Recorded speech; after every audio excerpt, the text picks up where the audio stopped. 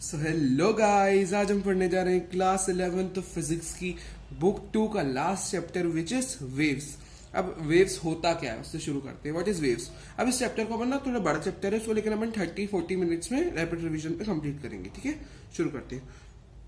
Again यहाँ पे काफी डेरिवेशन या नहीं होगी ड्यू टू रैपिड रिवीजन। ठीक है, बट मैं आपको कंसेप्ट पूरे बताऊंगा और कई कई डेरिवेशन आपको डेरिवेशन यहाँ पे नहीं है कोई भी, क्योंकि ये रैपिड रिवीजन है। ठीक है, तो आप उनको भी बढ़िया से प्रिपेयर कर लीजिएगा। ठीक है जी, लेकिन अब मैं आपको पूरा डिवाइस करा दूंगा। ठीक है, तो शुरू करते हैं। सबसे पहले वेव्स का बेसिक मीनिंग जानते हैं कि वेव्स होती क्या है। तो waves it is a disturbance in propagation that transports energy and momentum. तो देखो, जैसे नहीं आप एक साइड से रस्सी को ऊपर से उछालो तो उसमें एक वेव बनती है। अब ये क्या होती है, डिस्टर्बेंस होती है। यहाँ पे एक्चुअल ट्रांसफर ऑफ मटेरियल मतलब मैटर का ट्रांसफर नहीं होता एग्जैक्ट, बट यहाँ पे एक डिस्टर्बेंस हमको जाता हुआ देखने को मिलता है एक एंड से दूसरे एंड पे। तो और वो जो डिस्टर्बेंस होता है वो अपने साथ एनर्जी और मोमेंटम कैरी करता है। तो ये होता है वेव्स। इसमें बल्क मूवमेंट ऑफ मैटर का ट्रांसफर नहीं होता। जैसे आपने बस एक साइड से स्ट्रिंग को हल्का सा ऊपर झटका दिया और एक वेव बन के दूसरी साइड गई, है ना। तो बस वो जो एक डिस्टर्बेंस क्रिएट हुई उसी को वेव कहते हैं। उसमें कोई बल्क मूवमेंट ऑफ मैटर या मास का कोई मूवमेंट नहीं होता। बस वहां पे हमको एक चीज देखने को मिलती है, एनर्जी और मोमेंटम का ट्रांसपोर्ट होता है और ये एक डिस्टर्बेंस होती है ना। तो ये होती है वेव। अब वेव की क्लासिफिकेशन होती है। सबसे पहले करते हैं वेव्स का classification upon based on necessity of medium. अब कुछ वेव्स होती है जिनको ट्रैवल करने के लिए मीडियम चाहिए रहता है, जिनको अपन कहते हैं मैकेनिकल वेव्स। और कुछ वेव्स होती है जिनको जरूरत नहीं होती मीडियम की ट्रांसपोर्ट करने, मतलब खुद को ट्रांसपोर्ट करने के लिए, तो वो होती है नॉन मैकेनिकल वेव्स। तो necessity of medium mechanical waves ऐसी वेव्स होती है दे रिक्वायर मटेरियल मीडियम। तो इनको ट्रांसफर होने के लिए एक जगह से दूसरी जगह इन वेव्स को ट्रेवल करने के लिए मीडियम की जरूरत चाहिए होती है, मतलब, है ना। और ये उन्हीं मतलब मीडियम में ट्रांसपोर्ट होती है जहां पे इलास्टिसिटी हो, जिस मीडियम के पास इनर्शिया हो। Elasticity and inertia of the medium are key parameters. मतलब जब अपन मैकेनिकल वेव्स की बात करते हैं तो मतलब ये पैरामीटर्स होते हैं मीडियम के, है ना। अब इसके कुछ एग्जांपल होते हैं मैकेनिकल वेव के, जैसे sound waves, water ripples, seismic waves. अब साउंड वेव्स नहीं होती, जैसे चांद पे आवाज अपन जाए तो चांद पे कभी आवाज नहीं सुनाई देती क्योंकि वहां मीडियम नहीं होता। और साउंड वेव एक मैकेनिकल वेव होती है जिसको मीडियम चाहिए रहता है, जिससे पार्टिकल्स टकराते हैं, जिससे साउंड अपना जनरेट मतलब ट्रांसपोर्ट करता है। मैं आपको आगे डीप में बताऊंगा। ठीक है, उससे साउंड वेव्स को मीडियम चाहिए रहता है। वाटर रिपल्स, पानी में जैसे आपने पत्थर वगैरह कुछ मारा तो वो पूरा क्या रहता है, पानी में एक वेव बनती है, तो उसको वो भी एक मैकेनिकल वेव होती है, उसको मीडियम चाहिए। पानी भी तो एक मीडियम है, उसके बिना वो कहाँ बनेगी फिर वो वेव। सिस्मिक वेव्स, जो अर्थक्वेक के दौरान जो वेव्स आती है, जो ट्रेवल होती है जमीन पे पूरी, तो वो वेव्स भी मैकेनिकल वेव्स, उसको मीडियम चाहिए रहता है जैसे जमीन का पूरा। एक नॉन मैकेनिकल वेव्स होती है जिनको नेसेसरली जरूरत मतलब बिना मीडियम के भी ट्रेवल कर लेती है। इनको नेसेसरी कोई भी मीडियम की जरूरत नहीं होती। एग्जांपल जैसे सारी काइंड्स ऑफ इलेक्ट्रोमैग्नेटिक वेव्स हो गई, जैसे अपनी सनलाइट हो गई, मतलब सनरेज जो हो गई है ना, जैसे तो सनरेज भी एक तरह की लाइट रेज है। तो लाइट रेज क्या होती है, लाइट वेव्स क्या होती है, तो वो क्या करती है, जैसे अपने सन से लाइट आती है तो वो तो स्पेस से ट्रेवल होकर आती है और स्पेस पे तो कोई मीडियम होता ही नहीं है, तो मतलब बिना मीडियम के दे कैन ट्रेवल। ठीक है, रेडियो वेव्स हो गई, एक्स रेज हो गई, है ना, एक्सेट्रा। ठीक है, और इनकी जो मतलब इन सारी जो इलेक्ट्रोमैग्नेटिक वेव्स है ये इसके एग्जांपल हो गए। और इनकी जो स्पीड होती है it is equal to the speed of light, क्योंकि लाइट वेव्स भी यही होती है 3 × 10⁸ metre per second. Free space या वैक्यूम में इनकी स्पीड होती है। ठीक है, तो ये होती है नॉन मैकेनिकल वेव्स। अब दूसरा क्लासिफिकेशन होता है based on the direction of wave propagation. अब ये डायरेक्शन से मतलब 1D 2D 3D। तो 1D में अगर ये ट्रेवल करती है वेव तो उसको कहते हैं कि भाई ये 1D वेव, मतलब 1D में ट्रेवल कर रही है वेव। तो इसमें कौन सा एग्जांपल आता है, इसमें स्ट्रिंग का जो मतलब स्ट्रिंग में जो वेव पल्स आती है, wave pulse in a string, ये इसका एग्जांपल होता है। स्ट्रिंग की जो वेव बनती है, जैसे मैंने बताया स्ट्रिंग को एक साइड से झटका दो तो वो 1D स्ट्रेट लाइन में एक वेव ट्रेवल करती है। 2D में वाटर रिपल आ जाती है, जो पानी में जो रिपल होती है वो 2D होती है। और जो सिस्मिक वेव्स होती है ड्यूरिंग अर्थक्वेक्स, मैंने आपको बताया वो होती 3D, है ना। ये हो गया अपना थोड़ा वेव्स का बेसिक। अब थोड़ा सा और बचा है वेव्स के बेसिक में। एक हो जाता है थर्ड वाला क्लासिफिकेशन, जो थोड़ा नया मतलब थोड़ा ना हाई लेवल का क्लासिफिकेशन है, मतलब ये भी अपना इंपॉर्टेंट है काफी, सभी इंपॉर्टेंट है खैर। बट अपन ये वाला क्लासिफिकेशन जो है ना, इसमें ट्रांसवर्स और लॉन्गिट्यूडनल पढ़ेंगे। इसमें क्या है, based on the direction of motion of particles of the medium, मतलब किस तरह मीडियम के जो पार्टिकल्स है उनका मोशन किस तरह है उस पे बेस्ड। तो मतलब पार्टिकल्स होंगे, मतलब उन पार्टिकल्स के मोशन को स्टडी करेंगे with respect to the motion of wave, है ना। एक ट्रांसफरस होती है, एक लॉन्गिट्यूडनल होती है। जैसे ट्रांसवर्स वेव हो गई, जैसे ये मतलब मैंने एक तरह से वेव का डायग्राम बनाया, तो ट्रांसवर्स वेव क्या हो गई, देखो इस तरह ये वेव है और इस वेव में जो मीडियम के पार्टिकल्स है, देखो यहाँ पे velocity of particle is perpendicular to the velocity, ये परपेंडिकुलर का साइन है ना, ठीक है। तो जो पार्टिकल की जो वेलोसिटी होती है या पार्टिकल की जो प्रोपोगेशन की डायरेक्शन होती है वो वेलोसिटी ऑफ वेव या वेलोसिटी की प्रोपोगेशन की डायरेक्शन के परपेंडिकुलर होती है। मतलब वेव आगे जा रही है, पार्टिकल्स मतलब ऊपर नीचे उनकी डायरेक्शन है, तो particles of the medium vibrate in a direction perpendicular to the direction of propagation of wave. तो जो मीडियम के पार्टिकल्स होते हैं ना वो उस डायरेक्शन में वाइब्रेट करते हैं। कौन सी डायरेक्शन में? परपेंडिकुलरली। मतलब वेव आगे जा रही है और ये उसके ऊपर नीचे मतलब वेव आगे और ये ऊपर वाइब्रेट कर रहा है, ये नीचे वाइब्रेट कर रहा है। तो एक परपेंडिकुलरली दोनों साथ में ट्रेवल होती है ना। मतलब पार्टिकल्स की ट्रेवल नहीं होते, मतलब पार्टिकल्स एसएचएम करते हैं, सिंपल हार्मोनिक मोशन, ऊपर नीचे। और मतलब यहाँ पे आप देख सकते हो दोनों परपेंडिकुलर है। तो ये होती है ट्रांसवर्स वेव। स्ट्रिंग वेव्स जो होती है ना, मैंने आपको जो बताया वो ये वाली वेव होती है जो परपेंडिकुलर जिसमें होता है मोशन, ये वाला है ना, ये होती है। और लॉन्गिट्यूडनल साउंड वेव्स होती है, जैसे यहां से साउंड का मैंने ट्रांसपोर्ट कराया। तो देखो साउंड वेव अपने 9th में पढ़ा हुआ है कि जो साउंड वेव्स होती है ना उसमें कंप्रेशन और रेयरफेक्शन बनती है। कंप्रेशन का मतलब जहां पे एयर, देखो साउंड, जैसे मैंने कुछ चिल्लाया या कुछ बोला तो मेरी जो वॉइस है, अब जो मेरी आवाज है वो पार्टिकल्स के थ्रू किसी और तक पहुंचेगी। तो जैसे मैंने कुछ बोला तो वो पार्टिकल्स है, वो मेरे जो मुंह के आगे एयर पार्टिकल्स है वो कंप्रेशन रेयरफेक्शन के जोन्स बनाएंगे, और कुछ पार्टिकल बहुत पास हो जाएंगे, कुछ बहुत दूर हो जाएंगे। वो पूरा एक पैटर्न बनेगा जिस पैटर्न से अपना साउंड ट्रेवल करता है। तो यहाँ पे वेलोसिटी ऑफ पार्टिकल और वेलोसिटी ऑफ वेव पैरेलल होती है दोनों की, ये डायरेक्शन ऑफ प्रोपोगेशन। आप यहाँ पे देख सकते हैं कि वेलोसिटी ऑफ पार्टिकल आपको दिख नहीं रहा होगा लेकिन वो पैरेलल होती है वेलोसिटी ऑफ वेव के। ये फिगर आपको दिख रहा होगा, इसमें आप देख सकते हैं कि जैसे वेव आगे ट्रेवल कर रही है मान लो, है ना। मतलब यहाँ पे ये रेयरफेक्शन जोन है। रेयरफेक्शन वो जोन होता है जहाँ पे पार्टिकल्स दूर होते हैं एयर के, और ये कंप्रेशन वाले में पास होते हैं, आप साफ देख सकते हैं, ठीक है। तो यहाँ पे पार्टिकल्स जो होते हैं ना मीडियम के, वो वाइब्रेट करते हैं in a direction parallel to the direction of propagation of wave. मतलब वेव मान लो आगे जा रही है, इस डायरेक्शन में वेव जा रही है जहां मेरी जैसे पेन जा रही है, ठीक है, ऐसे देखो आप। तो इस डायरेक्शन में अगर वेव जा रही है तो पार्टिकल भी इसी डायरेक्शन में आगे बढ़ रहे हैं, वेव के साथ पार्टिकल्स आगे बढ़ रहे हैं, मतलब both are along each other.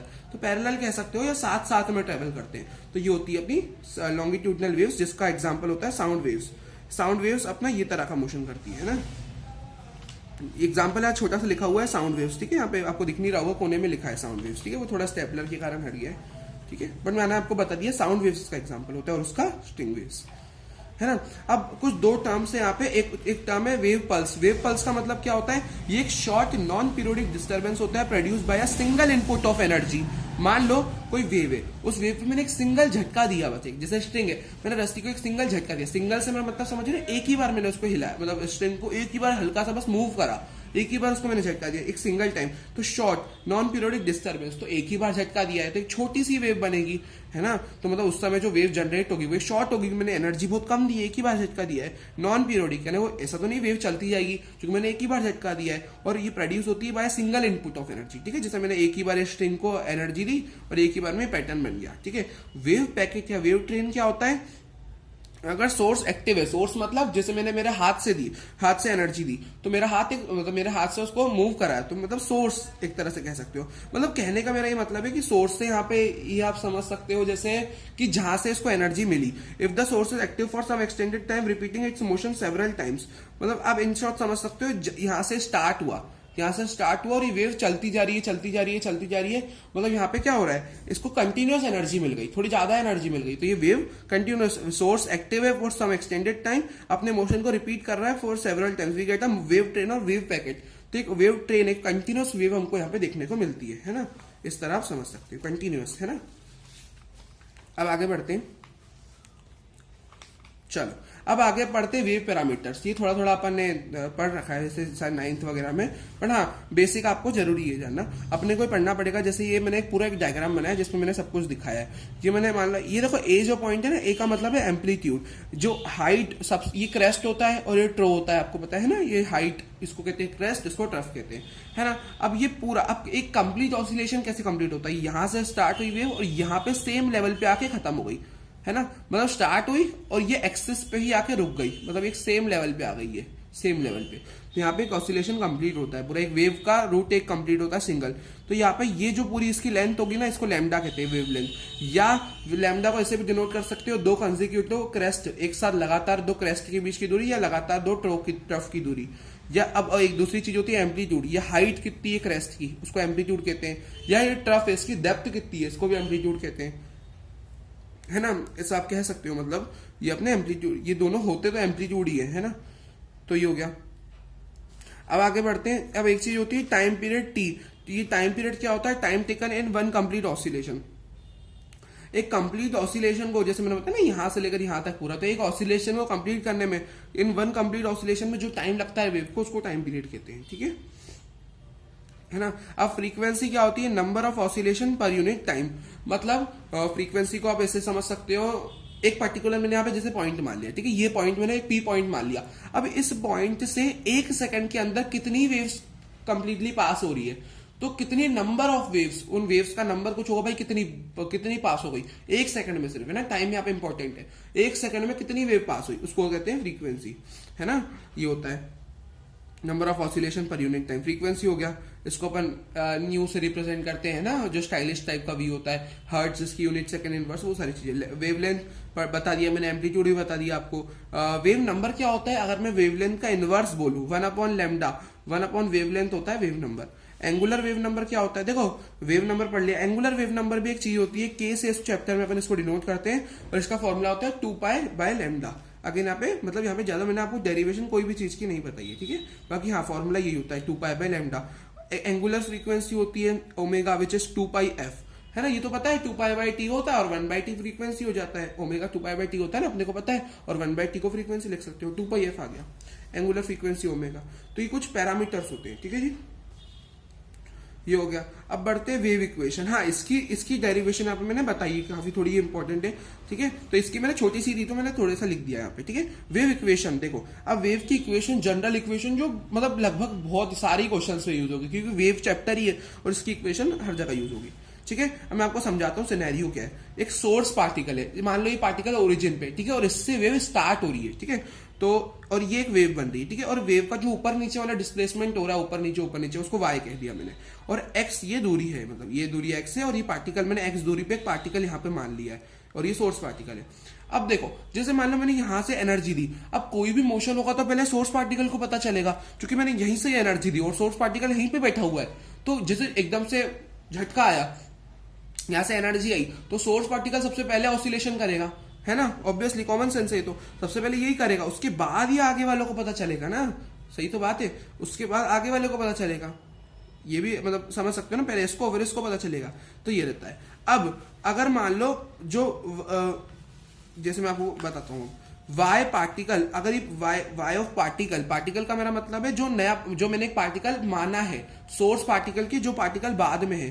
जैसे सोर्स पार्टिकल तो एकदम ओरिजिन पे ही है, और उसके बाद जो मैंने दूसरा वाला पार्टिकल माना है, उसको मैंने सिर्फ पार्टिकल कहा है, सिर्फ पार्टिकल, और उसको सोर्स पार्टिकल। तो पार्टिकल का जो ऊपर नीचे वाला डिस्प्लेसमेंट है, मान लो वो ऊपर नीचे वाला डिस्प्लेसमेंट टी टाइम में कर रहा है, टी टाइम के बाद कर रहा है, एनर्जी देने के टी टाइम बाद कर रहा है, और वो सोर्स पार्टिकल वही काम, वही मूवमेंट वो कुछ टाइम पहले कर चुका होगा। मतलब अगर पार्टिकल वो काम टी टाइम पे कर रहा है, तो सोर्स पार्टिकल कुछ t0 टाइम कम में ही कर दिया होगा उसने। मतलब इसने अगर जैसे ये काम 10 सेकंड में करा, तो ये 5 सेकंड में ही कर दिया होगा, मतलब कुछ समय पहले कर दिया होगा, उससे कुछ समय पहले कर दिया होगा, t0 समय पहले। और t0 क्या होता है? टाइम होता है डिस्टेंस अपॉन स्पीड या डिस्प्लेसमेंट अपॉन वेलोसिटी। तो मैंने उसको टाइम को x/v करके ओपन करके लिख दिया। तो कुछ समय पहले ही अपना सोर्स पार्टिकल कर देता है वो काम। अब यहीं से एसएचएम की इक्वेशन मैंने आपको समझाई थी इसके पहले वाले चैप्टर में, जो होती है, अगर आपने पढ़ी होगी ना ये, तो ये इक्वेशन क्या होती है? y of t is equal to a sin omega t plus phi. तो ये एक जनरल इक्वेशन होती है रिप्रेजेंटिंग सिंपल हार्मोनिक मोशन। तो ये इक्वेशन जो रहती है, इसमें टाइम अपन कौन सा वाला कंसीडर करेंगे? जो नया टाइम अपन ने निकाला, t माइनस x/v। ये किसका टाइम है? ये है सोर्स पार्टिकल का टाइम। तो t माइनस x/v अपन इसको अगर मैं रखूंगा ना, तो मुझे एक वेव की इक्वेशन मिल जाएगी, ठीक है। और मैं t माइनस x/v रख दिया मैंने यहाँ t की जगह, इसको मैंने ओमेगा को अंदर मल्टीप्लाई कराया, ठीक है। और यहाँ पे क्या होता है, इससे अपनी इक्वेशन बन जाएगी omega t minus omega x/v plus 5, ये बन गया ब्रैकेट के अंदर। और ओमेगा बाय v जो होता है ना, ओमेगा में लिख सकता हूँ 2π/t, और v नीचे एज इट इज मैंने रख दिया, ठीक है। और 1/t को फ्रीक्वेंसी लिख के 2πf/v हो गया, ठीक है। और ओमेगा बाय v को अब जो रहता है अपना लैम्डा जो होता है, लैम्डा एक तरह की डिस्प्लेसमेंट है, और डिस्प्लेसमेंट क्या होती है ना, वो होती है वेलोसिटी इनटू टाइम, है ना। और टाइम मल्टीप्लाई में, तो मैं उसको अगर डिवाइड में लाना चाहूँ तो फ्रीक्वेंसी की टर्म्स में ला सकता हूँ, क्योंकि टाइम पे होता है 1/फ्रीक्वेंसी। मैंने यहाँ पे डायरेक्ट लिख दिया है ना, तो इसको मतलब एक तरह से आप समझ सकते हो v/f अपन लिख सकते हैं लैम्डा के फॉर्मूले को, क्योंकि डिस्प्लेसमेंट इनटू टाइम होता है, और मैंने यहाँ पे सॉरी वेलोसिटी इनटू टाइम होता है, तो वेलोसिटी मैंने एज इट इज लिखी, और इनटू में टाइम था और मैंने उसको फ्रैक्शन में ले आया, मतलब मैंने उसको मल्टीप्लाई कर दिया 1/f से, क्योंकि मैं टाइम को 1/f लिख सकता हूँ, तो ये हो गया v/f, है ना। और यहाँ पे 2π/λ हो गया, तो यहाँ पे क्योंकि मैंने v/f, यहाँ पे f/v है, v/f का उल्टा है, तो लैम्डा का फॉर्मूला v/f होता है, लेकिन यहाँ f/v है, तो 1/λ आ जाएगा, तो 2π/λ फॉर्मूला हो जाएगा k का। ओमेगा/v को k भी कहते हैं, which is angular wave number. तो k की जगह मैंने यहाँ पे, मतलब मैंने ओमेगा/v की जगह, ये ओमेगा/v की मैंने वैल्यू क्या निकाली, मतलब ओमेगा/v को मैंने क्या कहा, k कहा, तो ओमेगा टी माइनस, इसकी जगह मैंने k लिख दिया, माइनस kx + 5, है ना। और यहाँ पे आप देख सकते हो इक्वेशन में जो x और t दो वेरिएबल्स आ गए, तो मैंने x, t यहाँ पे लिख दिया, सिर्फ t की जगह, है ना। तो ये होती है जनरल इक्वेशन ऑफ वेव, काफी क्वेश्चंस में यूज होगी, है ना, लगभग सभी क्वेश्चंस में, है ना। अब पढ़ेंगे अपन प्रोग्रेसिव और ट्रैवलिंग वेव्स। अब नाम से क्या समझ में आ रहा है यहाँ पे अपने को, देखो, disturbance travels forward carrying energy from one place to another without the actual transfer of matter.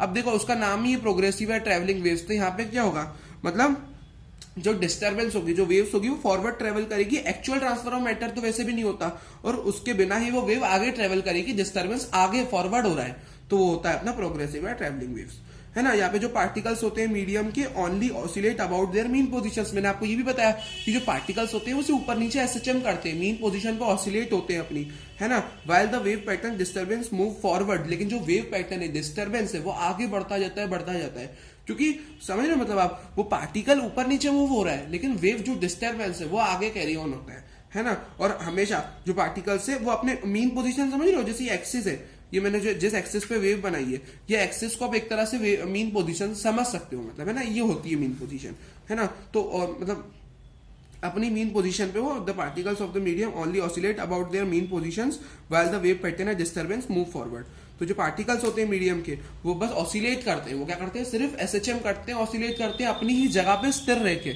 और वेव आगे ट्रेवल करती है ना। तो ये रहता है, ये हो गया अपना एग्जाम्पल हो गया, जैसे wave produce on a stretch string when one and is moved up and down, तो स्ट्रिंग का वही एग्जांपल, तो स्ट्रिंग में वेव आगे ट्रांसपोर्ट होगी। अब पढ़ते हैं सिंपल हार्मोनिक वेव, ठीक है। The nature of the wave is simple harmonic. देखो कोई भी वेव के पास simple harmonic nature, simple harmonic समझ रहे हो, एसएचएम, ऊपर नीचे जो करती है वेव, अपना डिस्प्लेसमेंट करती है ऊपर नीचे, सिंपल हार्मोनिक वाला मूवमेंट जो होता है ना, बैक एंड फोर्थ वाला जो, मतलब एक तरह से अपनी ही पोजिशन पे सिंपल हार्मोनिक, मतलब the nature of the wave is simple harmonic due to the motion of the source, है ना, periodic up and down motion. तो किसी भी वेव के पास सिंपल हार्मोनिक, मतलब कोई भी, the nature of the wave is simple harmonic due to the motion of source.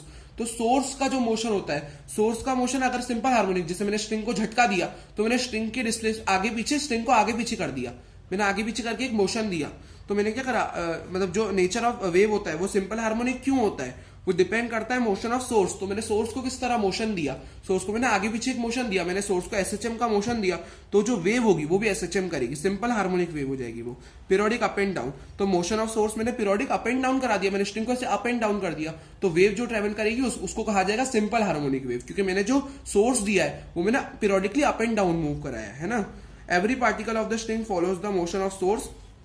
फिर आगे मैंने सोर्स को एक बार मोशन दे दिया, क्योंकि यहाँ साफ साफ लिखा है ना, the nature of the wave is simple harmonic. Wave का नेचर सिंपल हार्मोनिक कैसे होता है, due to the motion of the source. Source का मोशन, सोर्स यानी जहां से वेव स्टार्ट हुई है, वो सोर्स का मोशन अगर मैंने पीरियोडिक अप एंड डाउन करा दिया, तो वेव भी आगे पीछे, मतलब पूरी आगे चली जाएगी, और उसको अपन सिंपल हार्मोनिक वेव कह देंगे, ठीक है। उसके जो पार्टिकल्स होंगे एसएचएम करेंगे और वेव आगे बढ़ेगी। हर एक पार्टिकल जो होता है स्ट्रिंग का, वो फॉलो करता है मोशन ऑफ सोर्स को, मतलब सोर्स का जो मोशन है उसी को ही हर एक पार्टिकल फॉलो करता है। जो देखो सोर्स पार्टिकल जो करता है ना, वही आगे के पार्टिकल्स करते हैं। एवरी पार्टिकल स्ट्रिंग का फॉलो करेगा मोशन ऑफ सोर्स और एग्जीक्यूट करेगा SHM of the same amplitude और सेम फ्रीक्वेंसी का एसएचएम बाकी पार्टिकल्स भी करेंगे, ठीक है, इन वर्टिकल डायरेक्शन। तो मैंने बताया वर्टिकल डायरेक्शन में करते ऊपर नीचे, है ना, तो वो करते रहेंगे मोशन, ठीक है। ये हो गया। अब y एक इक्वेशन होती है, मतलब y की जो इक्वेशन होती है जो मैंने आपको भी बताई थी, a sin omega t minus के एक्स प्लस वाई, ये तो जस्ट अपन ने अभी डिराइव करी, ये general equation of wave omega t minus के एक्स प्लस वाई।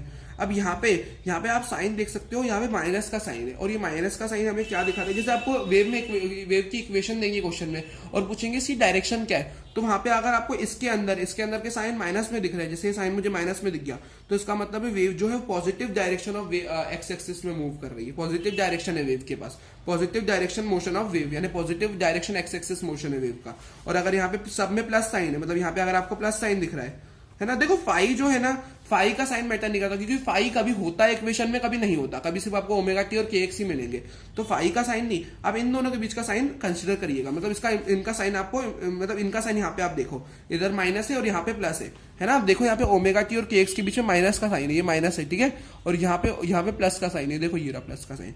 तो और प्लस का साइन क्या होता है, मतलब negative direction of x axis पे वेव मूवमेंट कर रही है। तो अगर इक्वेशन में नेगेटिव साइन, मतलब वो positive direction of x axis में मूवमेंट कर रही है, और पॉजिटिव साइन है ऑलरेडी, मतलब वो negative side of x axis में मूवमेंट कर रही है। तो ये उल्टा रहता है थोड़ा ऐसा, है ना। अब पढ़ते हैं relation between path difference and phase difference. Path, देखो मैं आपको दोनों चीजें बताता हूं। पाथ डिफरेंस क्या होता है, जैसे दो पार्टिकल मैंने मान लिए, है ना। अब दो पार्टिकल, जैसे कोई डिस्प्लेसमेंट का डिफरेंस कैसे लेते हैं, कोई पार्टिकल 40 मीटर चला और कोई पार्टिकल 20 मीटर चला, तो दोनों के बीच की डिफरेंस ले लोगे, माइनस कर दोगे ज्यादा में से कम वाले को, तो वही जो दोनों के बीच ओरिजिन से दोनों के डिस्प्लेसमेंट का डिफरेंस होता है, वही अपना पाथ डिफरेंस होता है, डेल्टा एक्स। और जो फेज डिफरेंस होता है, जो दोनों पार्टिकल्स का फेज डिफरेंस होता है, उसको कहते हैं डेल्टा फाई। डेल्टा फाई क्या होता है, उसका फेज डिफरेंस होता है ना। तो डेल्टा फाई को अपन, यहाँ पे डेरिवेशन नहीं अगेन, बट इसका फॉर्मूला ये होता है, delta phi is equal to k delta x. इसको आप निकाल सकते हो दो इक्वेशन कंसीडर करके, और डेल्टा फाई के की जगह 2 पाई बाय लैम्डा अपन ने पढ़ा, और delta x as it is, ये फॉर्मूला होता है। ये फॉर्मूले से भी क्वेश्चन बनते हैं आपको, मतलब मान लो आपको कुछ कुछ चीजें दे देंगे और यहाँ पे इसी फॉर्मूले में उसको पुट करके आप आंसर वगैरह निकाल सकते हो। ये क्वेश्चन भी है एनसीईआरटी में, है ना, इनके भी। अब एक जनरल इक्वेशन होती है वेव की, या उसको डिफरेंशियल फॉर्म ऑफ वेव भी कहते हैं, ठीक है। यहाँ पे इसकी भी डेरिवेशन नहीं है, बट इक्वेशन जो रहती है ना, ये जो है ना उल्टा डी है, थोड़ा टेढ़ा सा डी है, उसको कहते हैं पार्शियल डिफरेंशिएशन, ठीक है। तो पार्शियल डिफरेंशिएशन y का square by partial differentiation of time, मतलब dt स्क्वायर, है ना, v is equal to velocity of wave का स्क्वायर, यहाँ पे partial differentiation square of y divided by dx square, मतलब वही आप देख सकते हैं वो। तो ये जो होती है पूरी इक्वेशन होती है, और इसकी डेरिवेशन तो मैंने यहाँ नहीं बताई है, बट ये इक्वेशन होती है, ये किसी वेव की, ये भी एक जनरल इक्वेशन होती है, या ये देखो पूरा डिफरेंशिएशन के फॉर्म में, पार्शियल डिफरेंशिएशन के फॉर्म में, तो इसको अपन कहते हैं डिफरेंशियल फॉर्म ऑफ वेव। ये जो साइन है उसको अपन कहते हैं पार्शियल डिफरेंशिएशन, ये उसका एक फॉर्म होता है, ठीक है।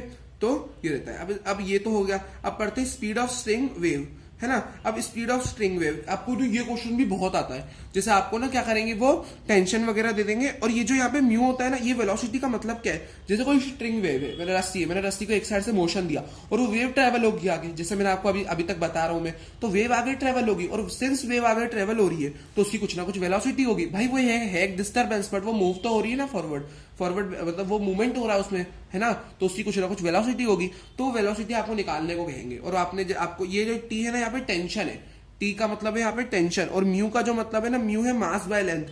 मैंने आपको बताया लेंथ जो होता है, अगर लेंथ से डिवाइड करते हैं तो होता है ग्रेडियंट, और टाइम से डिवाइड करते हैं तो रेट होता है। तो मैंने लेंथ से डिवाइड किया है, उसको ग्रेडियंट ऑफ मास कहेंगे, या इसको लीनियर मास डेंसिटी भी कहते हैं, ठीक है। यही अपना म्यू है। तो म्यू जो आपको क्वेश्चन में या तो डायरेक्ट दे देंगे लीनियर मास डेंसिटी या मास बाय लेंथ डायरेक्ट दे देंगे, या आपको मास और लेंथ अलग अलग दे देंगे, आपको निकालना पड़ेगा मास बाय लेंथ, और टेंशन दे देंगे आपको बोलेंगे वेलोसिटी निकालो, तो वेलोसिटी आप ऐसे फॉर्मूले से निकाल सकते हो, है ना। टेंशन को यहाँ पे इलास्टिक प्रॉपर्टी कहते हैं, और म्यू को आप इनर्शियल प्रॉपर्टी, इसका रूट कर दो, मतलब इसको मैंने वर्डिंग्स में लिख दिया, है ना। और ये फॉर्मूला काफी यूज होता है, ठीक है। तो ये एक फॉर्मूला ये भी है, डेरिवेशन अगेन यहाँ नहीं है, पर हाँ ये फॉर्मूले है ना। ये और भी जो फॉर्मूले लिखे हुए हैं इनकी भी यहाँ डेरिवेशन नहीं है, ठीक है। बट हाँ अब पढ़ते हैं आगे साउंड वेव। साउंड वेव क्या होती है, मैंने साउंड वेव्स का मैंने आपको जैसे बताया, बेसिक तो मैं आपको बता चुका हूँ, 3D वेव, मतलब बेसिक मैंने आपको कंप्रेशन रेयरफेक्शन बता चुका हूँ, वो भी साउंड वेव का एग्जाम साउंड वेव में ही होता है वो, ठीक है। तो साउंड वेव 3D वेव होती है, 3 डायमेंशनल वेव होती है ना। और यहाँ पे साउंड वेव ना इज अ मैकेनिकल वेव, जैसा मैंने आपको बताया, produce by vibrating source in a material medium. तो एक सोर्स, जिससे मैंने वहां पे साउंड एक लिखा हुआ, मैंने ऐसा बनाया था, एक वेव टाइप बनाई थी, है ना। साउंड अगर आप दे रहे हो तो प्रोड्यूस क्यों, ये कब बनती है, जैसे मैंने चिल्लाया तो मेरे मुंह के आगे के जो पार्टिकल्स है वो साउंड वेव बना लेंगे। तो मैंने जैसे किसी को आवाज लगाई है, कुछ भी मैंने कहा, तो vibrating source produce by vibrating source in a material medium. Material medium मतलब जैसे एयर है, तो एयर एक मटेरियल मीडियम है, तो जब भी साउंड ट्रेवल कर पा रहा है, तो मैंने कुछ आवाज लगाई, तो मेरे मुंह के पास के पार्टिकल्स ने एक जोन बना लिया कंप्रेशन रेयरफेक्शन का, और उससे साउंड वेव ट्रेवल होके गई, तो ये होती है साउंड वेव। कंप्रेशन मैंने बताया और रेयरफेक्शन। अब इसमें काफी दो इंपॉर्टेंट चीजें आती है, इससे एमसीक्यू वगैरह छोटे क्वेश्चन आ सकते हैं। इनमें क्या क्या रहता है, मतलब कंप्रेशन में क्या क्या चीजें रहती है और रेयरफेक्शन में क्या क्या चीजें रहती है। कंप्रेशन में हाई प्रेशर रहता है, ठीक है, कंप्रेशन का प्रेशर हाई होता है। देखो, लो वॉल्यूम और हाई डेंसिटी। देखो कंप्रेशन आपको पता ही, कम कम जगह में सारे पार्टिकल पास पास रहते हैं एकदम, मतलब जगह कम घेरी उन्होंने, उनका वॉल्यूम कम है, और वॉल्यूम मतलब उनका वॉल्यूम कम है। अब उनका वॉल्यूम कम है और पास पास है पार्टिकल, तो उनके बीच में प्रेशर भी बहुत ज्यादा है ना, पास पास एकदम एक दूसरे से बहुत क्लोज है। डेंसिटी हाई है, मतलब बहुत दूर दूर नहीं है। दूर दूर कहते तो हाँ भाई लो डेंसिटी है, पार्टिकल बहुत दूर दूर है, मतलब उनके बीच में इतना ज्यादा वो पास नहीं है, दूर दूर फैले हुए हैं, तो वो तो रेयरफेक्शन होता है। तो रेयरफेक्शन में क्या होता है, लो प्रेशर होता है, और अब वो उसी समय वो बहुत दूर दूर होते हैं, दूर दूर होते हैं मतलब ज्यादा स्पेस ऑक्यूपाई करे रहते हैं, तो उनका वॉल्यूम हाई होता है, और वॉल्यूम हाई होने के कारण उनकी डेंसिटी कम रहती है। तो ये कंप्रेशन और रेयरफेक्शन के कुछ ये छोटे छोटे की पॉइंट्स है, ये हो गया। अब पढ़ते हैं, देखो जैसे मैंने आपको बताया, एक फॉर्मूला तो अपन ने पढ़ा टेंशन वाला, एक अब साउंड, एक दो अलग फॉर्मूले, दो अलग से फॉर्मूले ये भी होते हैं, जिसमें वेलोसिटी ऑफ साउंड जो रहती है ना इन फ्लूइड्स, फ्लूइड्स क्या होते हैं, गैसेस और लिक्विड्स दोनों फ्लूइड्स होते हैं। अब बल्क मॉड्यूलस अपन ने पढ़ा था सॉलिड्स में, मैकेनिकल प्रॉपर्टी ऑफ सॉलिड में, बल्क मॉड्यूलस ना फ्लूइड्स से डील करता है, मतलब वो सॉलिड्स और लिक्विड्स दोनों से डील कर सकता है, तो इसलिए यहाँ पे फॉर्मूले में बल्क मॉड्यूलस बाय डेंसिटी आता है ना। और जो सॉलिड है, सॉलिड में जो रहता है उसके लिए अपना क्या रहता है, यंग्स मॉड्यूलस होता है ना, सॉलिड्स में तो यंग्स मॉड्यूलस बाय रो है ना, तो ये फॉर्मूले होते हैं। तो अगर आपको सॉलिड या फ्लूइड्स के टर्म्स में क्वेश्चन में दे दिया, गिवन जो जो चीजें हैं उस हिसाब से आप फॉर्मूला यूज करके आंसर निकाल सकते हैं। अब यहाँ पे काफी इंपॉर्टेंट चैप्टर की दो चीजें हैं, ये भी काफी इंपॉर्टेंट है, Newton formula for speed of sound in gas.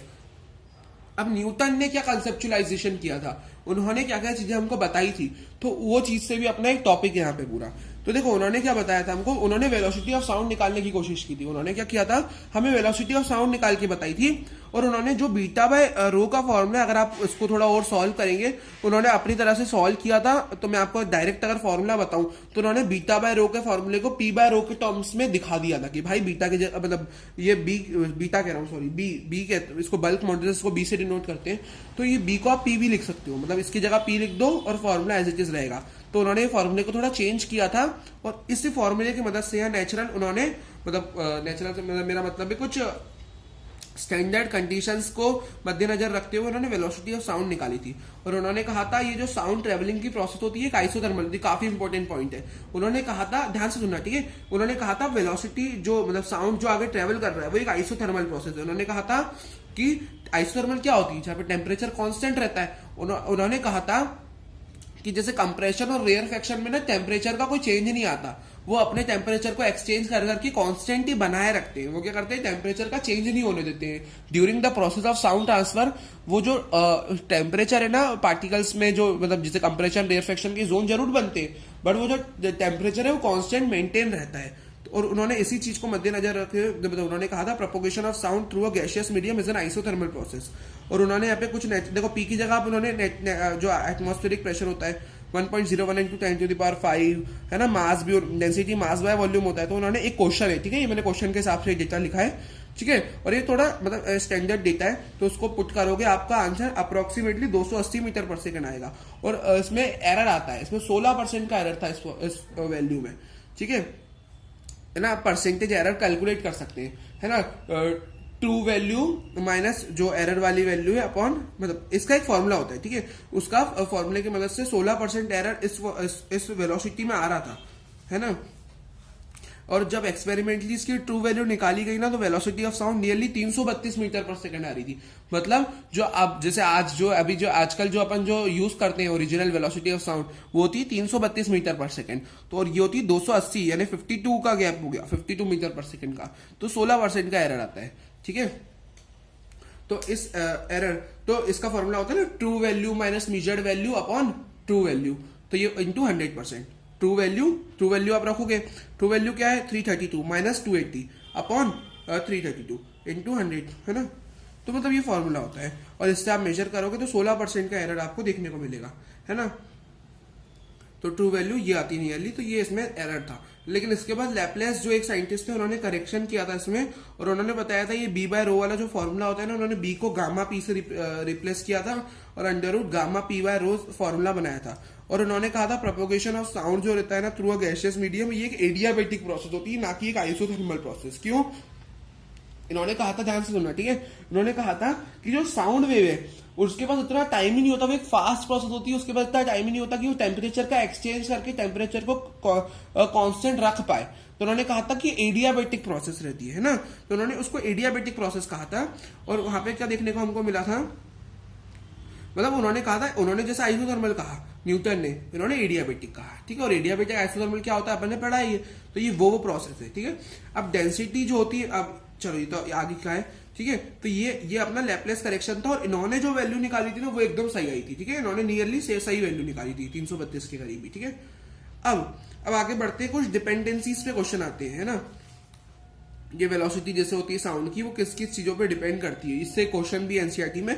तो देखो जैसे गामा पी बाय रो वाला जो लैपलेस का फॉर्मूला है, वो आप फॉर्मूला यूज करना है यहाँ पे। और PV is equal to NRT, ideal gas equation में 1 मोल के लिए आप लिखोगे तो PV is equal to RT हो जाएगा, और जब पी की वैल्यू निकालोगे तो आरटी बाय वी। अब आरटी बाय वी को इस फॉर्मूले में पुट कर दो, गामा बाय रो को एज इट इज रखना, और पी की वैल्यू हो जाएगी आरटी ओवर वी।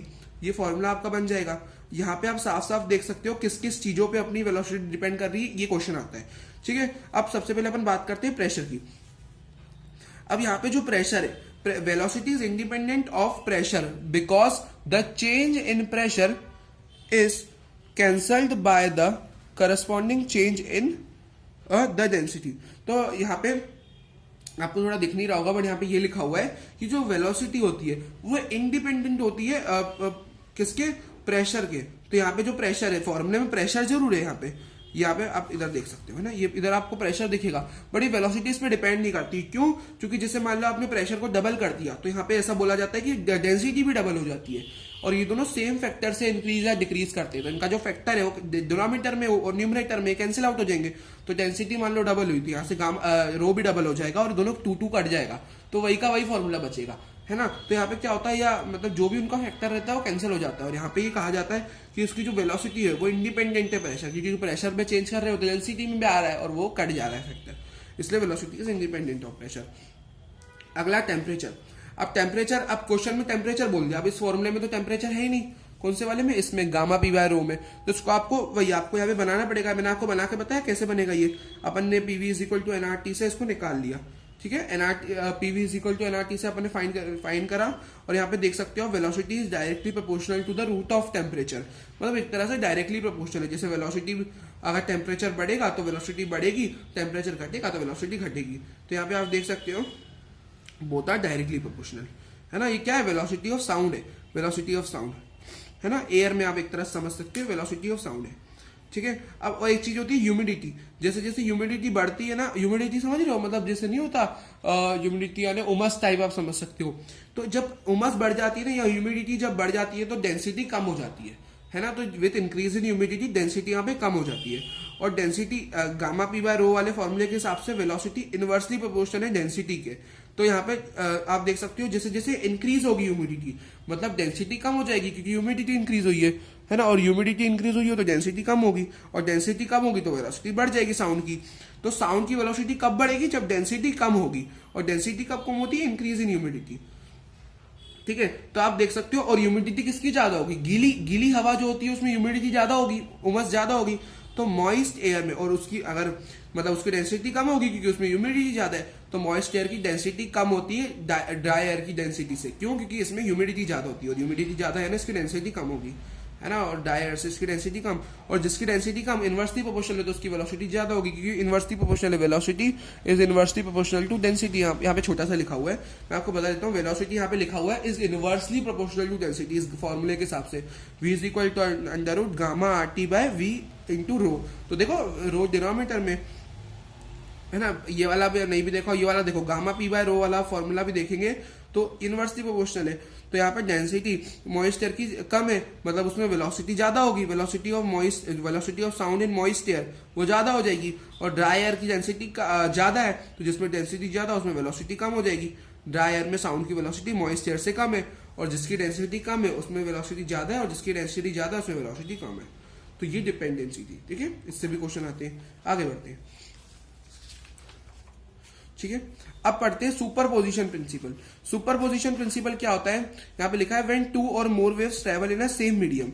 जब दो या दो से ज्यादा वेव ट्रेवल करती है सेम मीडियम में, यहाँ पे आगे का लिखा हुआ नहीं है बट मैं आपको ओरल बताता हूं, उसमें होता क्या है। जब दो वेव आपस में मिल जाती है, दोनों सुपर इम्पोज या आपस में जुड़ जाती है, उसको कहते हैं सुपर इम्पोज होना, दो वेव का सुपर इम्पोज होना। यहाँ पे डायरेक्ट लिखा हुआ है कि जो उनका नेट डिस्प्लेसमेंट होता है, नेट जो उनका ऊपर नीचे वाला मूवमेंट होता है, वो net y1 plus y2 plus y3 ऐसे लिखा जाता है। बट ये कब होता है, कंस्ट्रक्टिव इफेक्ट में होता है। इसमें दो इफेक्ट आते हैं, temporary effects while overlapping. Overlapping यानी वही सुपर इम्पोज जब होती है तो एक कंस्ट्रक्टिव इफेक्ट होता है। मान लो दोनों वेव्स जो आप एक दूसरे की तरफ आ रही है, दोनों की डायरेक्शन ऐसी है, ऊपर की तरफ है, दोनों की जो वेव है वो क्रेस्ट टू क्रेस्ट मिल रहे हैं वो, तो दोनों का एम्पलीट्यूड क्या हो जाएगा, प्लस हो जाएगा, और हमको यहाँ पे पल्स ऐड हो जाएगी और लार्जर एम्पलीट्यूड मिलेगा, ठीक है, A1 प्लस A2, है ना। और डिस्ट्रक्टिव इफेक्ट क्या होता है, पल्सेस एक दूसरे को कैंसिल करती है और स्मॉलर एम्पलीट्यूड मिलता है। जैसे एक नीचे मतलब यहाँ पे क्रेस्ट टू ट्रोफ मिल रही है, वो मतलब ट्रोफ टू क्रेस्ट, मतलब एक का ट्रफ एक का क्रेस्ट, मतलब समझ रहे हो आप, मतलब यहाँ पे दोनों साथ में नहीं है, अपोजिट है दोनों, एक नीचे से है और एक ही ऊपर है। तो ये जब दोनों आपस में मिलेगी तो इनका नेट निकलेगा, और नेट इनका कम निकलेगा क्योंकि डायरेक्शन अपोजिट है दोनों की।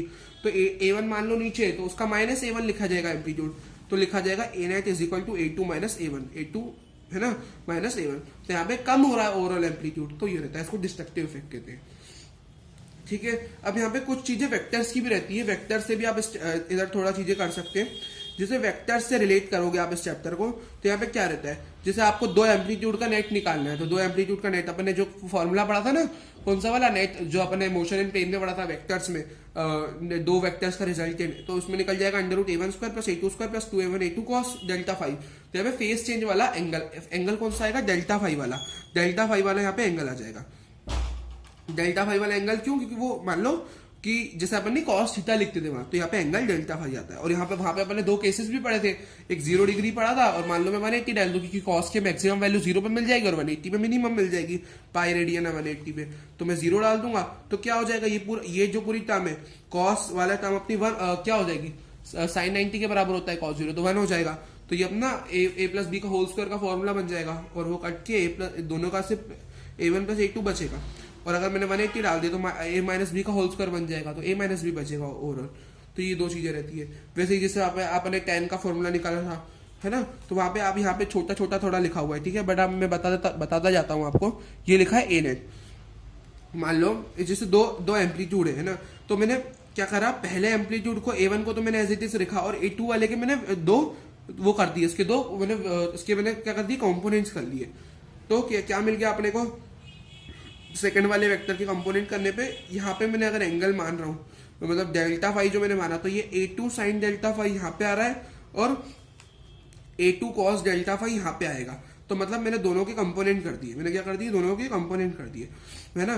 तो यहाँ पे A2 cos delta five, A2 sine delta phi, तो मैंने A2 के कंपोनेंट कर दिए, और यहाँ पे A1 आ गया, ठीक है। और यहाँ पे क्या है, बेस है, तो बेस में A1 तो ऑलरेडी था ही था, और A2 कॉस डेल्टा फाइव इसमें जुड़ गया, ठीक है। तो यहाँ से tan का फॉर्मूला क्या हो जाएगा, tan अल्फा अगर मैं निकालना चाहूँ तो tan अल्फा होता है परपेंडिकुलर, ठीक है, परपेंडिकुलर, ये अल्फा के सामने वाली होगी परपेंडिकुलर। अब यहाँ पे मैं अगर यहाँ पे सिमेट्री मिलाऊं तो यहाँ पे ये हो जाएगी परपेंडिकुलर, है ना, ये सीधी में यहाँ पे आएगी है, तो एकदम स्ट्रेट में मैं देखूँ तो A2 साइन डेल्टा फाइव अपनी परपेंडिकुलर है बाय बेस जो है, बेस कौन सा होता है, ये होता है बेस नीचे वाला, तो A1 plus A2 cos delta phi, तो ये परपेंडिकुलर बाय बेस से tan आ जाएगा, ठीक है।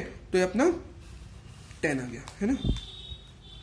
अब आगे देखते हैं, है ना, यहाँ पे कॉस वाला यहाँ पे कैसे आया कंपोनेंट, मान लो जहां अल्फा है तो वहां मैंने उसी जगह पे मैंने डेल्टा फाइव रख के कंपोनेंट करे होंगे, तो मतलब समझ लो कॉस डेल्टा फाइव मैंने यहाँ पे ना मैंने एक ही फिगर बना रखा है, बट अगर आप उसको आप अच्छे से स्टडी करेंगे तो एक फिगर और ऐसा भी बना सकते हो जिसमें सिर्फ A1 A2 और फिर आप अलग से भी कंपोनेंट कर सकते हो उनके, है ना। और यहाँ पे मैंने साथ में डायरेक्ट लिख दिया है, A2 को लिखा नहीं, A2 के डायरेक्ट कंपोनेंट लिखे, बट आप उसको प्रॉपर कंपोनेंट करोगे तो ये इसका यही सिनेरियो आएगा यहाँ पे पूरा, ठीक है। और यहाँ पे अगर आप देखो तो दो इक्वेशन का आपको पेपर में मतलब जैसे क्वेश्चन ऐसा भी आता है कि दो इक्वेशन का नेट लिखो, अगेन यहाँ पे ना क्या, सॉरी यार मैंने थोड़ा क्लोज लिख दिया यहाँ पे, मुझे पता नहीं था लिखेगा नहीं, बट यहाँ पे आप देख सकते हो एक इक्वेशन अपनी, जैसे मान लो A1 sine omega T plus KX1, है ना, और दूसरी A2 sine omega T plus KX2, दो जनरल, यहाँ पे फाई की जरूरत नहीं है, हमें फाई लिखा नहीं है, दो मान लो वेव की इक्वेशन है, ठीक है। और अब मान लो मैंने with respect to one wave, जैसे आपको ना क्वेश्चन में बोलेंगे नेट निकालो इन दोनों का, तो आपको किसी एक को मान के चलना पड़ेगा। तो अगर मान लो मैं विद रिस्पेक्ट टू y1 निकाल रहा हूं नेट, तो वहां पे क्या हो जाएगा a net sine omega T. अब मैं विद रिस्पेक्ट टू 1 निकाल रहा हूं, तो kx1 प्लस अल्फा। और अल्फा क्यों लिखा कि भाई कि मतलब वो जो अपनी ये है, तो ये जो इससे जो अपना रिजल्टेंट है वो कितना दूरी पे, तो अल्फा एंगल पे, है ना। तो मतलब ऐसा कहा जाता है कि जिसके रिस्पेक्ट में आप मान रहे हो वाई नेट है, तो आप फर्स्ट जो वेव है उसके रिस्पेक्ट में इक्वेशन बनाओगे नेट की, तो kx1 लिखा मैंने, इसलिए क्या लिखा 1 लिखा। और अल्फा एंगल जो नेट से कितनी, जो बेस से कितना ऊपर है अपना ए नेट, तो वो वाला अल्फा एंगल है ना, omega T plus kx1 plus alpha. तो मैंने विद रिस्पेक्ट टू फर्स्ट वाले लिखा, इसलिए kx1 लिखा है, ठीक है। तो ये हो गया अपना वेक्टर्स वाला पार्ट। अब बढ़ते हैं आगे रिफ्लेक्शन ऑफ वेव की तरफ, ठीक है। ये चैप्टर क्या थोड़ा बड़ा है ना, इसलिए अब बढ़ते थोड़ा, अभी थोड़ा सा बचा हुआ है, ठीक है अभी। तो अभी आगे बढ़ते हैं जल्दी से। रिफ्लेक्शन ऑफ वेव क्या होता है इसमें, देखो दो चीजें होती है, रिफ्लेक्शन और रिफ्रैक्शन। तो इसका केस 1 क्या बन जाएगा, केस 1 में मान लो एक तो मैंने रिजिड या फिक्स्ड बाउंड्री पे, एक तो मैंने एक फिक्स्ड रिजिड बाउंड्री बना दी। तो यहाँ पे क्या होगा, जैसे मान लो ये एक फिक्स्ड रिजिड बाउंड्री है, ठीक है, एक फिक्स्ड रिजिड बाउंड्री है, इससे वेव टकराई। अब इससे टकराने के बाद वेव क्या होती है ना, पूरा नीचे हो जाती है, मतलब वेव जैसे ऊपर से आ रही थी, अब वेव टकराने के बाद नीचे से चली जाएगी वापस।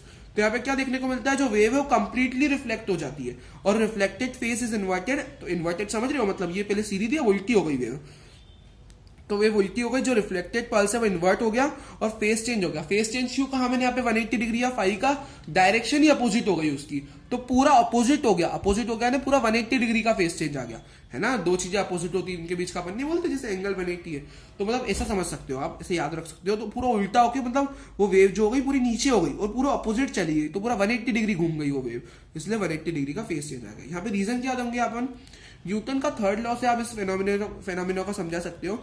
जैसे नहीं यहाँ पे वेव आई, वेव ने कुछ फोर्स लगाया होगा इस दीवार पे ताकि दीवार उठ पाए ऊपर, बट दीवार ऑब्वियसली कॉमन सेंस दीवार तो नहीं हिलेगी। तो और opposite every action is an equal in opposite reaction, तो दीवार ने भी इस पे कुछ फोर्स लगाया होगा, दीवार ने फोर्स लगाया तो उल्टी होकर वेव वापस चली गई, ठीक है। लेकिन वेव कुछ नहीं कर पाई उसका, बट न्यूटन थर्ड लॉ यहाँ पे इस फेनोमिना में काम करता है, ठीक है। तो ये था। अब बढ़ते हैं दूसरा, जैसे मान लो यहाँ पे तो मैंने फिक्स कर दिया है, एक फ्री या लूज बाउंड्री मैंने बना दी मान लो, तो यहाँ पे क्या होगा, the pulse is reflected without inversion. तो यहाँ पे जो पल्स है ना उसका कोई फेस चेंज नहीं होगा और वो विदाउट इन्वर्जन वापस चली जाएगी। रिफ्लेक्टेड वेव जो होगी ना वो सेम शेप की होगी, लेकिन उसकी जो डायरेक्शन होगी वो रिवर्स हो जाएगी।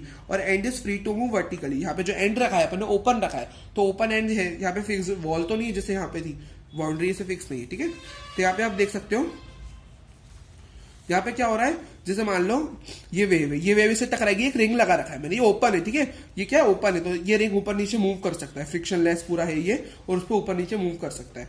तो वेव आई, वेव की इक्वेशन लिखी है, ठीक है, और ये इसका कुछ एम्पलीट्यूड है, तो इस तरह टकराई आके। और हमेशा ना क्या होता है, जब भी वेव टकराती है ना, तो जैसे वेव का एम्पलीट्यूड ए है, तो ये जो रिंग है ना, ये रिंग 2 टाइम्स ऑफ एम्पलीट्यूड ऊपर जाती है, तो रिंग ज्यादा एनर्जी से, मतलब ज्यादा उससे ऊपर जाती है, ज्यादा हाइट ऊपर जाती है। और भाई अब यहाँ पे लूज एंड है, तो सेम शेप से ही अपनी वेव लौट जाएगी, बस ऐसी आ रही थी तो ये पीछे जाएगी अब, लेकिन ऐसी की ऐसी जाएगी, उल्टी नहीं होगी, ऐसी सीधी जाएगी वो, बट पीछे जाएगी, लेकिन शेप इसका सेम रहेगा, है ना। तो यहाँ पे अब ये कहाँ जा रही है, ये अपनी पॉजिटिव एक्स एक्सिस की तरफ जा रही थी, तो माइनस साइन था, है ना। और ये अपनी अब ये कहाँ जा रही है, ये नेगेटिव एक्स एक्सिस की तरफ जा रही है पीछे, तो इसमें प्लस का साइन है ना। और ये पॉजिटिव की तरफ जा रही थी तो माइनस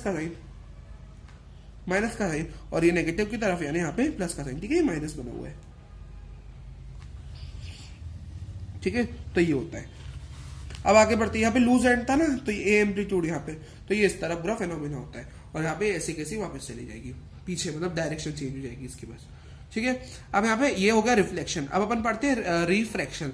तो वेव में रिफ्रैक्शन होता है, wave in denser and rarer medium, अपने 10th में पढ़ा है, डेंसर रेयरर मीडियम में जब ट्रांसपोर्ट ऐसा होता है उसको रेयरफेक्शन भी कहते हैं, तो ये हो जाएगा रेयरफेक्शन ऑफ वेव। अब मान लो रेयरर टू डेंसर अपनी वेव जा रही है, तो इंसिडेंट वेव मान लो कुछ इस तरह आई मेरी, है ना। अब मान लो 2 रस्सी ने जोड़ रखी है, एक पतली रस्सी एक मोटी रस्सी, तो मटेरियल मीडियम में चेंज है, एक पतली रस्सी है तो इसका कुछ अलग होगा कन्फिग, इसका जो मतलब रस्सी का नेचर अलग होगा, ये मोटी रस्सी इसका नेचर अलग होगा। तो ए आई यानी जो ए आई से मेरा मतलब समझ रहे हो, इंसिडेंट वेव का जो एम्पलीट्यूड है वो ए आई और वी1 वेलोसिटी से आ रही है, ठीक है। अब कुछ क्या होगी, वेव जो होगी, कुछ वेव ट्रांसमिट हो जाएगी। ट्रांसमिट किस में, मोटी वाली रस्सी में। तो मोटी वाली रस्सी में वेव ट्रांसमिट हुई। अब तो ये मोटी वाली रस्सी को इतना उठा पाई है वेव, अपनी एनर्जी से इतना उठा पाई, तो ट्रांसमिट वाले का एम्पलीट्यूड 80 ये हो गया, और v2 वेलोसिटी से वेव आगे भगी। लेकिन कुछ ना कुछ वेव पीछे भी आती है, कुछ ना कुछ वेव रिफ्लेक्ट भी होती है। ये रिफ्लेक्शन, यहाँ पे कुछ ना कुछ वेव रिफ्लेक्ट भी हो जाती है, और AR रिफ्लेक्टेड वेव का कुछ थोड़ी सी एनर्जी, थोड़ा सा वेव रिफ्लेक्ट हो जाती है पीछे, है ना, और पाई और पीछे आ गई तो क्या होता है 180 डिग्री फेज चेंज, तो ये हो गया, है ना। अब एक होता है डेंसर टू रेयरर। यहाँ पे क्या देखने को मिलता है, मोटी रस्सी, यहाँ पे पतली रस्सी से मोटी रस्सी में जा रही थी वेव, अब मोटी रस्सी से पतली रस्सी में जाएगी वेव, है ना। इंसिडेंट वेव यहाँ पे कैसी आएगी, है ना। अब AI एम्पलीट्यूड, इंसिडेंट वाली जो वेव है उसका एम्पलीट्यूड को जितना है, और पतली रस्सी में जाएगी। पतली रस्सी को तो उसने काफी ऊपर उठा दिया है ना, और यहाँ पे कुछ ट्रांसमिट हुई 80 वाली का वेवलेंथ कुछ इतनी थी, है ना। ट्रांसमिट हो गई कुछ वेव रिफ्लेक्ट होकर उसने पीछे वाली मोटी रस्सी को भी थोड़ा उठा दिया, है ना। पीछे तो मोटी रस्सी थी, तो यहाँ पे रिफ्लेक्टेड वेव है, और यहाँ पे कहा जाता है जीरो फेज चेंज। यहाँ पे कोई फेज चेंज हमें नहीं देखने को मिलता, ठीक है जी। यहाँ पे जीरो फेज चेंज। अब आगे बढ़ते हैं, विच इज स्टैंडिंग वेव्स या स्टेशनरी वेव्स। अब यहाँ पे हमको नाम से ही क्या पता चल रहा है, स्टैंडिंग वेव्स या स्टेशनरी वेव्स। मतलब ये जो वेव्स है ये ट्रैवल नहीं करेगी, स्टैंडिंग या स्टेशनरी रहेगी। जब कोई वेव ना वो ट्रैवल करती है एक मीडियम में with boundaries like a string fixed at both ends, तो वो रस्सी दोनों साइड से बंधी हुई है, उसकी फिक्स है दोनों साइड से, string fixed at both ends, it reflects back and fourth. तो वो कहीं जा तो पाएगी नहीं, दोनों साइड से बंद है, उसे बैक एंड फोर्थ ऐसे ऐसे वो जो वेव है ऐसी मूव करती रहेगी बस एक ही जगह पे, है ना। Incident wave and reflected wave combined by superposition. तो अब जैसे आएगी टकरा के वो मिलती जाएगी, सुपर इम्पोज। इंसिडेंट और रिफ्लेक्टेड वाली जो है वेव है वो सुपर इम्पोज हो जाएगी, कंबाइन हो जाएगी। अब किस तरह होता है फेनोमेना वो भी देखते हैं, है ना। If the waves have the same amplitude and frequency but move in opposite direction, the resultant wave is a standing wave. अगर मान लो वेव के सेम एम्पलीट्यूड है और सेम फ्रीक्वेंसी है, बट दोनों वेव्स अपोजिट डायरेक्शन में मूव कर रही, तो रिजल्टेंट वेव जो उनकी बनेगी एक स्टैंडिंग वेव होगी। तो ये v वेलोसिटी से आ रही है, पॉजिटिव डायरेक्शन एक्स एक्सिस में जा रही है, तो नेगेटिव साइन, प्लस ये नेगेटिव एक्स एक्सिस पे आ रही है, तो पॉजिटिव साइन, दोनों मिलकर एक स्टैंडिंग वेव बनाएगी। और यहाँ पे डेरिवेशन नहीं है, but equation of standing wave जो होती है वो ऐसी लिखी जाती है, 2a sin kx cos omega T, है ना। और इस पूरे को अगर मैं ax कह दूं तो y नेट को लिख सकते हो ax cos ओमेगा टी। तो ये इक्वेशन होती है स्टैंडिंग वेव की, ठीक है। अब इसकी मैं आपको फर्क बताऊं, जो अपनी वो वाली वेव उसकी इक्वेशन थी उसमें सिर्फ एक ही फंक्शन था, साइन फंक्शन, उसमें मतलब जो वाली इक्वेशन थी मैं आपको दिखाता हूँ, वो जो इक्वेशन थी ना वो इससे थोड़ी अलग थी। जो कौन सी वाली, जो अपनी वेव इक्वेशन जनरल थी, उसमें से साइन था, एक ही फंक्शन था, है ना। और यहाँ पे दो साइन और कॉस दोनों फंक्शन है, तो इनके बीच का आप पता लगा सकते हो फर्क, है ना। और यहाँ पे ना ये जो 2a sin kx और cos ओमेगा टी के अलग से आप ग्राफ भी पढ़ सकते हैं, ठीक है। यहाँ पे डिवीजन के कारण नहीं है, बट आप वो भी पढ़ना, ठीक है। अब आगे बढ़ते हैं, which is characteristics of standing waves, ठीक है। तो ये तो हो गया। अब कैरेक्टरिस्टिक्स ऑफ स्टैंडिंग वेव्स क्या होती है, इसकी कुछ कैरेक्टरिस्टिक्स, नो प्रोपोगेशन। ये जो वेव होती है प्रोपोगेट नहीं होती, क्योंकि जो the wave pattern does not move left to right. ये लेफ्ट टू राइट तो मूव होता नहीं है, ये सिर्फ all points oscillate in same frequency but with different amplitudes. तो ये मतलब ज्यादा ऐसे कहने का मतलब ये left the wave pattern does not move left to right, all points oscillate in same frequency but with different amplitudes, amplitude varies with position. तो यहाँ पे मतलब जो वेव है उसमें ऐसा कोई मूवमेंट हमको देखने को नहीं मिलता, है ना। जैसे मैंने सॉरी आपको थोड़ा बता दिया कि वो ऐसे लेफ्ट राइट मूवमेंट करती है, बट वो standing waves left right movement नहीं करती, वो बस स्टेशनरी रहती है, ठीक है।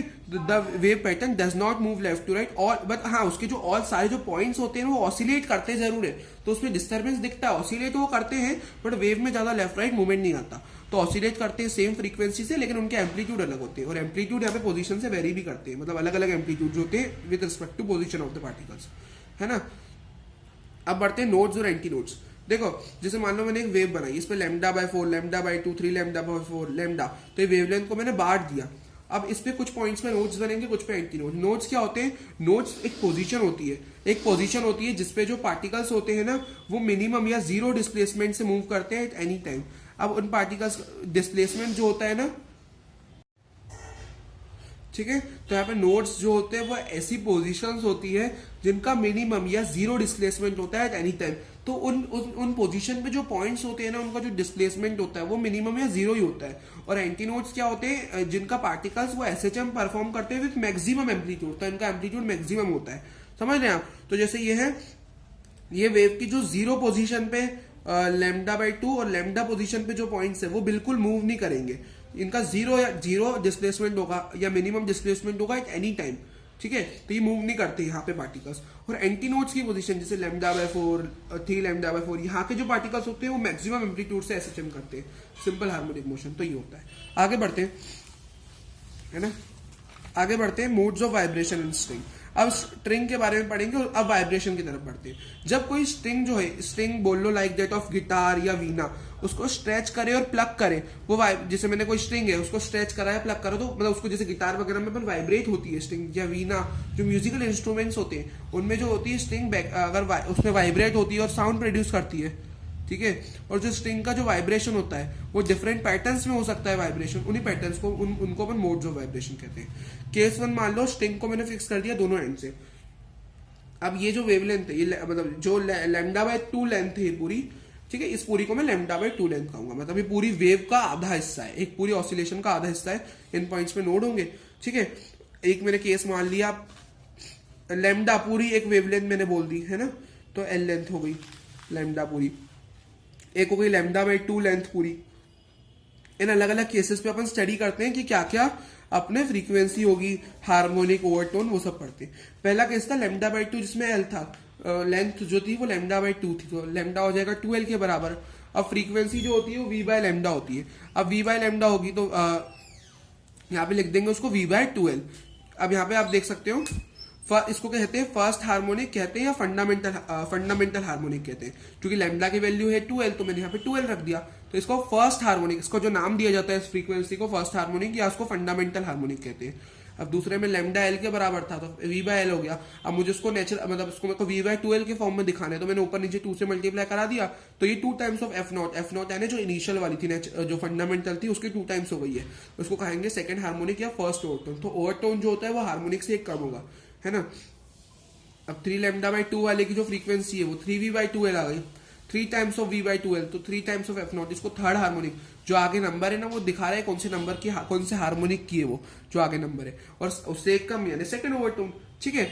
यहाँ पे आप देख सकते हो जो nth ओवरटोन है, जो nth ओवरटोन है उसकी जो फ्रीक्वेंसी है, मुझे nth जैसे मान लो थर्ड ओवरटोन है, मुझे सेकंड ओवरटोन है मान लो, उसकी मुझे फ्रीक्वेंसी निकालनी है, तो 2 + 1 टाइम्स ऑफ एफ नॉट उसकी फ्रीक्वेंसी होगी, तो 2 + 1 कितना हो जाएगा 3 टाइम्स ऑफ एफ नॉट। तो देखो सेकंड ओवरटोन की frequency 3 times of f not है।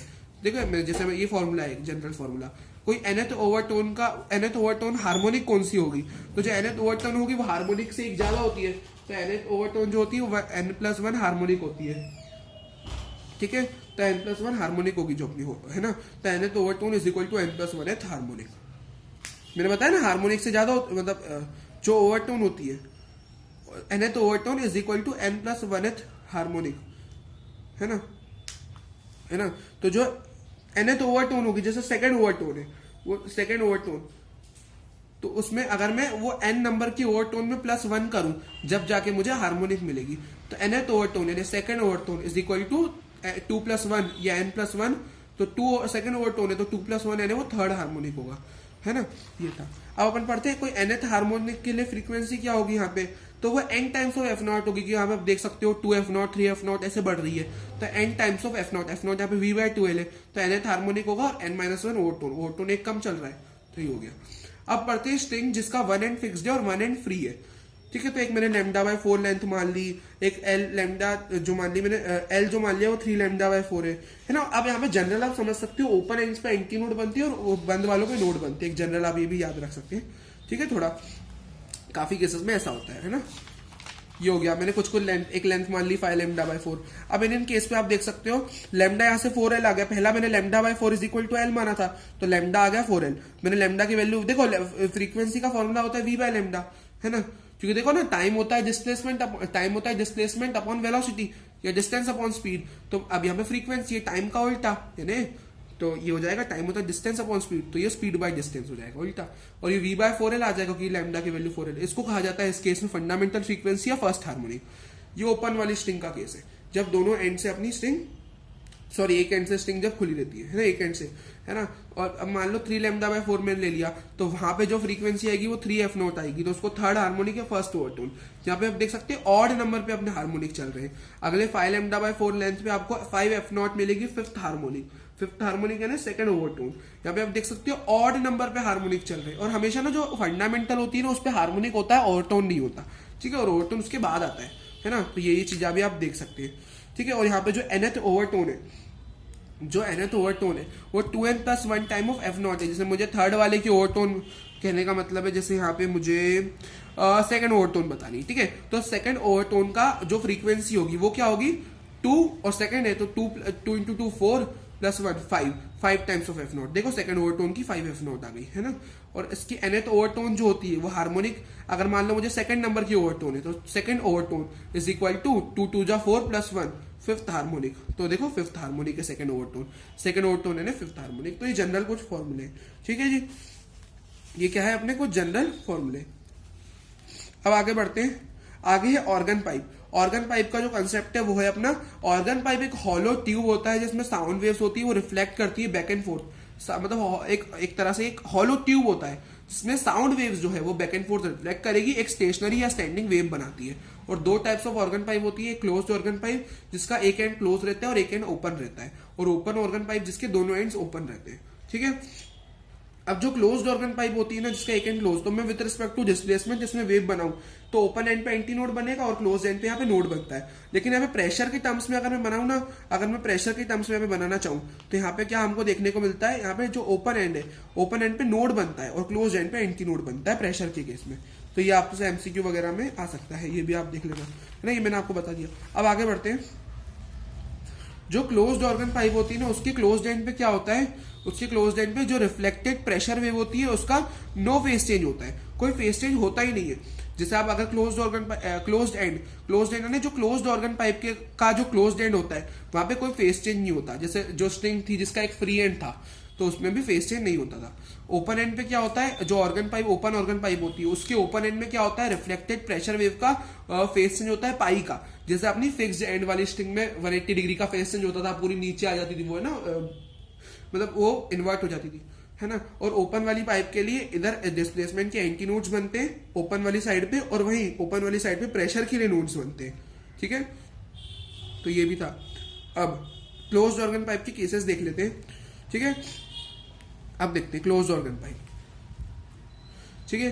अब यहाँ पे आप देख सकते हो ये जैसे एक मेरी क्लोज्ड ऑर्गन पाइप है, डिस्प्लेसमेंट के केस में मैंने फिगर बनाया, ठीक है। यहाँ पे λ/4 की मैंने लेंथ मान ली, है ना, और λ/4 की मैंने, तो यहाँ पे लैम्डा मेरा आ गया 4 टाइम्स ऑफ एल, और फ्रीक्वेंसी के फॉर्मूले में पुट करा तो फंडामेंटल फ्रीक्वेंसी और फर्स्ट हार्मोनिक मुझे मिल गया, ठीक है जी।